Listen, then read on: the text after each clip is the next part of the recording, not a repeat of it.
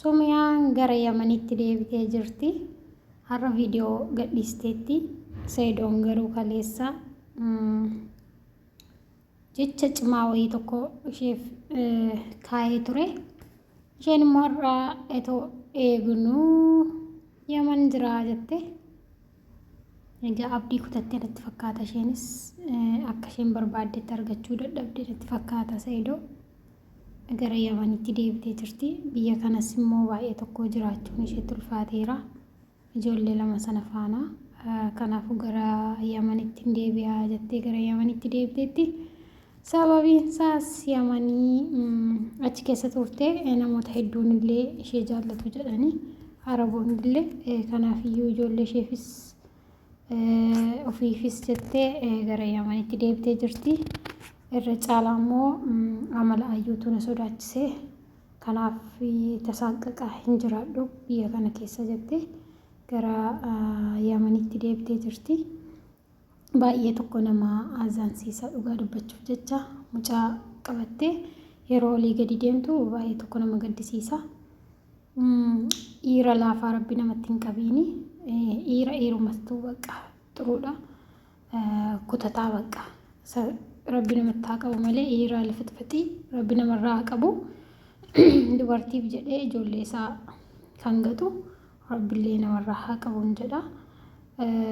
Dura keessee turte amala jaaltii isaa wallaalee miti. Yeroo duraa yeroo jalqaba amala waggaa 10 wal faana jiraatanii Sumiyaan nama akkamiiti akka ta'e akka taate wallaalee miti Saidooni yeroo jalqaba ayyuun booda fajjeesti jedhee ayyuutiin kan fuudhe.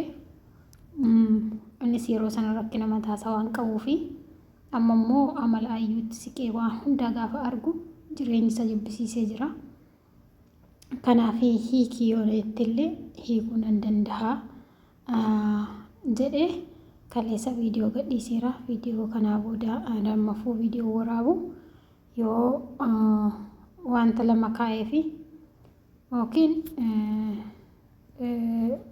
ayyuutuman hiikiin akkasumaan wal faana jiraanna yookiin immoo yoo hayyuullee waan barbaadde hunda na gaafadhu.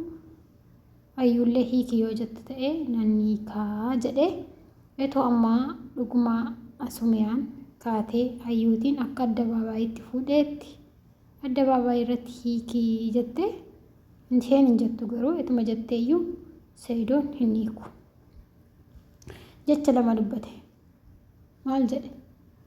Qubni shanan kee keessaa tokko yoo dhukkubsate tokko irraa kuttee gattaayii jedhe. Kana jechuun ishee dhiisuu hin danda'u jechuudha. Eeyyeen kuttee gatuu dandeessa. Fakkeenyaaf yoo garmalee dhukkubsata taanaan isa tokkotti dhukkubichi sun isa tokkotti akka hin darbineef maal godhama? Quba sana kutanii isa kan madaasa fayyisanii isa gara biraatti akka hin dabarre taasisu. Kanaaf Saidoon ati badii guddaa qabda. Kanaafuu ati ayyuuf jettee booda ayyuu waa taati jettee ayyuun asila waa tokko hin taatu garaa kee waan barteef waan garaa kee beeksistee fi akkas taati malee ijoollee kee gatuu jechuun ajaa'iba wallahi. Dhiirri silas yendoo matindoo yeroo ammaa kana keessa dhiira bareedaa irra jirtayyuu garuu dhiironni yeroo jedhamtanii garaa akkamii akkasiniif laatee rabbi waan hin beeku. Shamarroonni warra dubartoota wallahi karaa hundumaanuu cokkonamtuudha. Hayyuuni jireenya siif ta'u Saidoo ol taaltees gadi taaltees Sumiyaan etoo hiikii jechuu diddee callisteellee jechuudha. Ati ayyuu faana akka fe'ee gootee akka barbaadde yoo ta'eyyuu ayyuu faana seeraan hin jiraattu. Kana beeki. Ayyuun dambu gifiitii sitti fiddee dhukkuba hin qabne sitti fiddee si ajjeesti umurii kee malee habibi. Siin ajjeestee jireenya mataa ishee jiraatti. Intaloon yookiin mirmaraan geessine yookiin ittiin qaraasisne ammallee qeensa guddifattee wiigii mataa isheetti hodhattee deemaa jirti ayyuun kuni. musliima goote malee ati musliima goote malee musliima sanarratti jabeessaa hin jirtu. Obboleessa keenya qaalii Saidoo ammallee waan ansiin jedhu seera musliimaa shariyaa keessaa bahaa jirta. Haadha mucaa kee qalbii cabsiteetta yoomiyyuu qabbanan argattooti ayyuu faana.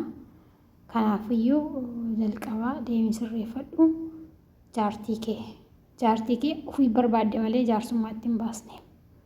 Intalli immoo intala kabajamtuudha ta'u jaarsummaa sheekota waan akkasii kan itti ergite intaloon sodaatteeyyuu waanuma garaa laaftuudha iyyuu sumiyaan dhugaa dubbachuu jecha sii deebitee turte. Ati garuu ofuma keetu fiigaa turte. Kanaaf isheen immoo akka kanaatiin bacabacootiin deebi'uun barbaaddu. Badii guddaa dalagdeetta Saidoo dhugaa amma na ajansiistullee badii guddaa dalagdeetta. Intaloon kaatee ayyuun kuni na fuudheette. Etooti jaalala isheen qabiin fuute. Sargii naa godheette. Sargii isa maal fakkaatu jaartii kee fitoon godhiin isheef goote. Etoo fuutee nikaatti goote qalabatitti goote. Mana keetti hin galchitu turte na fuudhuma barbaaddi miti. Intaloo mataarra baastee jalqaba. Mataarratti baattatte. Kanaaf ayyuun amma akka barbaadde si gooti. Jalqaba situ balleesse. Waan hunduu jalqabama bada. Sigalee ijoollee hin dandeessu baay'isoo hin sodaatta. Saidoo ati jara maatii warra ayyuu kana waan sodaattuuf obbolaa ayyuu kana waan sodaattuuf ayyuu kana waan sodaattuuf hiikuu hin dandeessu. Tuma suumiyaan hiikisiin jettee inni hiiku. Ani akka kiyyaatti dhugaa waan sin jettanii hin beeku malee Saidoon hin hiiku. Ayyuutiin hin hiiku. Hiikuuf yooma antanii jedheeyyuu hiikuu hin danda'u. Intaloon inni hiikamtu ishee jette. Kanaafiyyuu sabskiraabii laayikii sheerii godhaa na jajjabeessan siniin jedha.